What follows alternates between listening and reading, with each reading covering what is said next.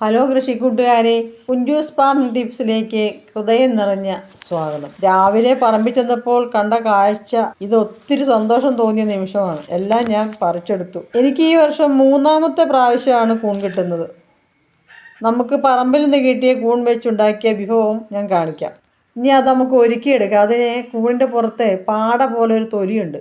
അത് പൊളിച്ചു മാറ്റുകയോ കത്തി കൊണ്ട് ചുരണ്ടിക്കളയുകയോ ചെയ്യണം. ചെറിയ കഷ്ണങ്ങളാക്കി നമുക്ക് മഞ്ഞൾപ്പൊടിയിൽ പുരട്ടി വയ്ക്കാം. നമ്മുടെ വീട്ടിൽ തന്നെ കൃഷി ചെയ്തുണ്ടാക്കിയ മഞ്ഞൾപ്പൊടിയാണിത്. ഇത് പുരട്ടി വെച്ചാൽ വിഷക്കൂണാണോ നല്ല കൂണാണോ എന്നറിയാൻ പറ്റും. വിഷക്കൂണാണെങ്കിൽ അരമണിക്കൂർ കഴിയുമ്പോൾ തന്നെ നിറവ്യത്യാസം വരും.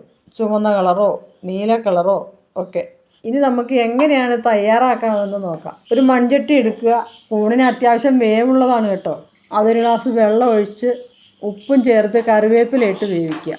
തിളച്ച് കഴിയുമ്പോൾ ചെറുതീയിലാണ് വേവിച്ചെടുക്കുക. തേങ്ങ ചിരകിയത്, കാന്താരി, ചുവന്നുള്ളി, വെളുത്തുള്ളി, പെരിഞ്ചീരകം, കറുവാപ്പട്ട, ഗ്രാമ്പു, ഏലക്ക എല്ലാം കൂടെ ഒതുക്കിയെടുത്ത് കൂണിൻ്റെ അകത്തിട്ട് കൂൺ കൊണ്ട് മൂടി കറിവേപ്പിലയിട്ട് അരപ്പ് വെന്ത് കഴിഞ്ഞ് വെളിച്ചെണ്ണ ഒഴിച്ചെടുക്കാം. നമ്മുടെ കൂൺ തോരൻ ഇവിടെ റെഡിയായി. ഇനി രണ്ടാമത് നമുക്ക് തീയിൽ വയ്ക്കാം. അതിനായി അല്പം തേങ്ങ കൊത്തും പച്ചമുളകും കൂൺ ഉപ്പും ചേർത്ത് ഒരു ഗ്ലാസ് വെള്ളം ഒഴിച്ച് വേവിക്കാം. കൂണിലേക്ക് നമുക്ക് തേങ്ങായും മുളകും മല്ലിയും ചേർത്ത് വറുത്തരച്ച കൂട്ട് തയ്യാറാക്കി ആ അരപ്പ് റെഡിയാക്കി കൂണിൽ ചേർത്ത് ഇളക്കി കടുക് താളിച്ചെടുക്കാം.